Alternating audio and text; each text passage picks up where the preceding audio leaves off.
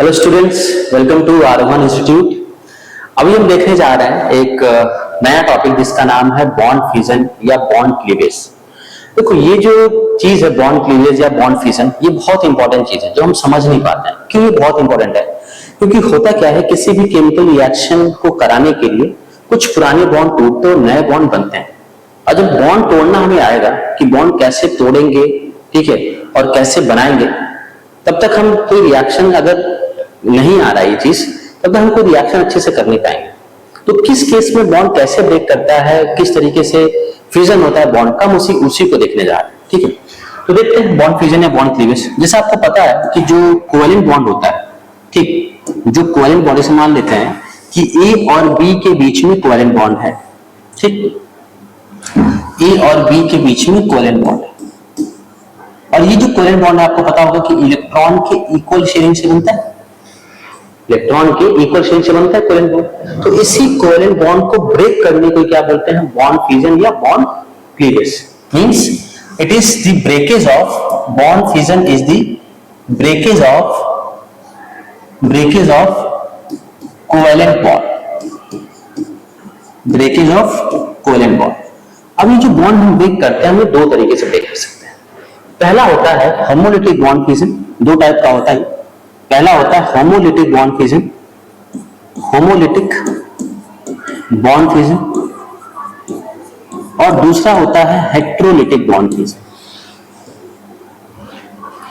Heterolytic bond fusion. नाम itself is a complete word, ठीक है, हेट्रोलिटिक बॉन्ड फ्यूजन। होमो का मतलब क्या होता है? सेम।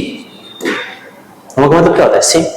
तो अगर आपने ए और बी के बीच के बॉन्ड को ऐसे ब्रेक किया, ठीक है, कि ए और बी का इक्वल शेयरिंग था इलेक्ट्रॉन का, अगर आपने ए और बी के बॉन्ड को ऐसे ब्रेक किया कि ए का इलेक्ट्रॉन ए के पास चला जाए और बी का इलेक्ट्रॉन बी के पास चला जाए, तो ऐसे बॉन्ड फ्यूजन को हम क्या बोलते हैं? Homolytic bond fusion. अगर आपने बॉन्ड को ऐसे ब्रेक किया कि ए का इलेक्ट्रॉन ए के पास और बी का इलेक्ट्रॉन बी के पास, तो ऐसे बॉन्ड फ्यूजन को क्या बोलते हैं? Homolytic bond fusion. अगला हेट्रोलिटिक बॉन्ड फ्यूजन। अगर ए और बी के बीच के बॉन्ड को अगर हमने इस तरीके से ब्रेक किया, ये ए है और ये बी है, अगर इसके बीच के बॉन्ड को हमने ऐसे ब्रेक किया कि ये जो दोनों इलेक्ट्रॉन है अगर किसी एक के पास चले गए, बी के पास चला गया, मान लो ए के पास नहीं गया, बी के पास चला गया, तो होगा क्या? क्या बनेगा? तो अगर इसको देखें तो हम यहाँ पे हमें दिखेगा कि ए के पास इलेक्ट्रॉन की कमी हो जाएगी, ए पे आ जाएगा प्लस चार्ज, और बी के पास दोनों इलेक्ट्रॉन आ जाएगा और बी पे आ जाएगा नेगेटिव चार्ज। ठीक है, और नेगेटिव का मतलब होता है दो इलेक्ट्रॉन। अब ये मत समझना नेगेटिव का मतलब दो इलेक्ट्रॉन है, नहीं, दो इलेक्ट्रॉन है लेकिन बी का एक खुद का इलेक्ट्रॉन है, एक इलेक्ट्रॉन इसके पास एक्स्ट्रा है। तो यहां हमने लिखा है दो इलेक्ट्रॉन, तो हम लोग समझते हैं कि दो इलेक्ट्रॉन एक्स्ट्रा, नहीं, इलेक्ट्रॉन एक ही एक्स्ट्रा है, इसी वजह से इस पे क्या आ गया? नेगेटिव चार्ज आया। ठीक है, अगली बात, तो ये तो था आपका बॉन्ड फ्यूजन। और अगर हम देखें ध्यान से, बॉन्ड फ्यूजन से बन क्या रहा है? अगर हमने होमोलिटिक बॉन्ड फ्यूजन किया था, तो ये जो बना है इसको बोलते हैं रेडिकल। क्या बोलते हैं? रेडिकल। ठीक है, तो होमोलिटिक बॉन्ड फ्यूजन से क्या फॉर्मेशन होता है, क्या बॉन्ड बनता है? रेडिकल बनता है। और हेट्रोलिटिक बॉन्ड फ्यूजन से क्या बनता है? यहां पे बनता है, देखो, एक तो बना है कैटायन और दूसरा क्या बना है? अनायन। तो होमोलिटिक बॉन्ड फ्यूजन से बनता है कैटायन और अनायन, और हेट्रोलिटिक बॉन्ड फ्यूजन से क्या बनता है? रेडिकल बनता है। ठीक है, अब अगला क्वेश्चन कि कब हम समझेंगे कि होमोलिटिक बॉन्ड फ्यूजन होगा और कब हम समझेंगे कि हेट्रोलिटिक बॉन्ड फ्यूजन होगा। ठीक है, तो इसके लिए कंडीशन ये होता है कि अगर मान लेते हैं कि ए और बी के बीच में इलेक्ट्रोनेगेटिविटी का डिफरेंस बहुत कम है या जीरो है, ए और बी के बीच में अगर इलेक्ट्रोनेगेटिविटी का डिफरेंस बहुत कम है या जीरो है, तो इस केस में आपका होमोलिटिक बॉन्ड फ्यूजन होगा। ठीक, तो मान लेते हैं सर कि कार्बन और कार्बन के बीच का बॉन्ड है, कार्बन और कार्बन के बीच का बॉन्ड। तो अगर मुझे इस बॉन्ड को ब्रेक करना है, तो यहाँ पे दिख रहा है कि दोनों कार्बन है, तो दोनों का इलेक्ट्रोनेगेटिविटी सेम है, तो इस केस में जो बॉन्ड का फ्यूजन होगा, जो बॉन्ड का ब्रेकेज होगा, इस केस में होमोलिटिक बॉन्ड फ्यूजन का चांस होगा। ठीक है, और यहां पर मिल जाएगा रेडिकल। अब देखो ध्यान से, यहां पे बॉन्ड फ्यूजन के बाद रेडिकल किसका है? कार्बन पे है। तो यहां पे टर्म यूज करते हैं, it is carbon free radical. यहां पे किस पे रेडिकल? कार्बन, इसलिए क्या बोलते हैं इसको? Carbon free radical.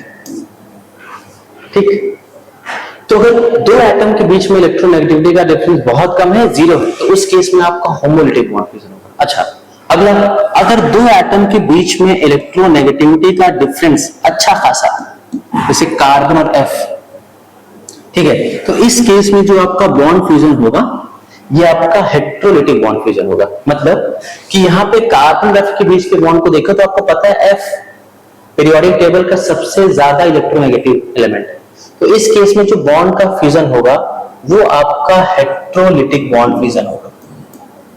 कैसा होगा? CH3 पे आ जाएगा प्लस चार्ज और F पे आ जाएगा माइनस चार्ज। अब अगला क्वेश्चन है कि F पे माइनस क्यों है? क्योंकि जिसकी इलेक्ट्रोनेगेटिविटी ज्यादा होती है उसके पास इलेक्ट्रॉन रखने की टेंडेंसी ज्यादा होती है, इसलिए नेगेटिव चार्ज F पे आएगा, ना कि कार्बन पे आएगा। ठीक, अगली बात कि जो आपका होमोलिटिक बॉन्ड फ्यूजन होता है, ये नॉर्मली आपका होमोलिटिक बॉन्ड फ्यूजन ये आपका हाई टेम्परेचर पे होता है, काफी हाई टेम्परेचर है, ठीक है, हीट तो चाहिए हाई टेम्परेचर के लिए, सनलाइट चाहिए होता है, मतलब काफी हाई टेम्परेचर पे सनलाइट या फोटोन चाहिए होता है, ठीक है, या कभी कभी ऐसे लिखा रहेगा यूवी लाइट। तो अगर कोई भी कंडीशन ऐसा दिया है तो तुरंत हम क्या सोचेंगे कि यहाँ पे होमोलिटिक बॉन्ड फ्यूजन हो रहा है। ठीक है, अब क्वेश्चन ये आता है कि यहाँ पे ऐसा कंडीशन नहीं दिया, लेकिन अगर यही कंडीशन इसमें भी दे दिया जहां पे इलेक्ट्रोनेगेटिविटी का डिफरेंस है, तो यहां पे भी आपका होमोलिटिक बॉन्ड फ्यूजन हो सकता है। नॉर्मली जो मैंने बताया है कि अगर इलेक्ट्रोनेगेटिविटी का डिफरेंस बहुत कम या 0 है तब तो आपका होमोलिटिक होता है, लेकिन अगर आपने सेम कंडीशन इसके हाथ में दे दिया जहां पे इलेक्ट्रोनेगेटिविटी का डिफरेंस है, तो यहां पे भी आपका होमोलिटिक बॉन्ड फ्यूजन हो जाएगा। That's very important. ठीक है, अगली बात, अगर हम जो बना है यहाँ पे अगर देखा जाए तो यहाँ पे बना है कार्बन फ्री रेडिकल, और इसको अगर देखें तो यहाँ पे आया कार्बन पे प्लस चार्ज, इसलिए इसको बोलते हैं कार्बोकैटायन। ठीक है, तो अगर कार्बन पे आया रेडिकल तो बोलते हैं इसको कार्बन फ्री रेडिकल। ठीक है, अगर कार्बन पे आया प्लस चार्ज तो इसको बोलते हैं कार्बोकैटायन। कैटायन तो होता है लेकिन कार्बन पे आता है इसको कार्बोकैटायन। अगला, अगर मान लेते हैं कि यहाँ पे CH3, ये क्वेश्चन आप लोगों को करना है, CH3Li, जल्दी करो। ठीक है, अगर CH3Li के बीच के बॉन्ड को ब्रेक करता है तो होमोलिटिक ब्रेक करेगा या हेट्रोलिटिक ब्रेक करेगा? तो अगर देखें यहाँ पे कार्बन और लिथियम, लिथियम एक इलेक्ट्रोपॉजिटिव मेटल है, तो यहाँ पे ये जो बॉन्ड ब्रेक होगा ये टुवर्ड्स कार्बन होगा, कार्बन के साइड ब्रेक होगा। मतलब यहाँ पे आएगा कार्बन पे माइनस CH3 माइनस और लिथियम पे क्या आएगा? Plus charge. अब देखो ध्यान से, अगर कार्बन पे आया माइनस तो उसको बोलते हैं कार्बन आयन, इसको बोलते हैं कार्बन आयन। अगर कार्बन पे आया प्लस चार्ज तो इसको बोलते हैं कार्बोकैटायन, अगर कार्बन पे आया माइनस चार्ज तो इसको बोलते हैं कार्बन आयन, और कार्बन पे आया रेडिकल तो क्या बोलते हैं इसको? Carbon free radical. ठीक है, अगर कार्बन फ्री रेडिकल के बारे में देखा जाए तो यहां पे अगर देखें तो इनके पास अगर नंबर ऑफ इलेक्ट्रॉन काउंट करें, कार्बन फ्री रेडिकल के पास अगर नंबर ऑफ इलेक्ट्रॉन काउंट करें तो यहां पे दिखेगा कि इसने बनाया है 3 बॉन्ड, तो एक बॉन्ड में 2 इलेक्ट्रॉन, तो 3 बॉन्ड में 6 इलेक्ट्रॉन प्लस 1, इसके पास है 7 इलेक्ट्रॉन। तो ये क्या है?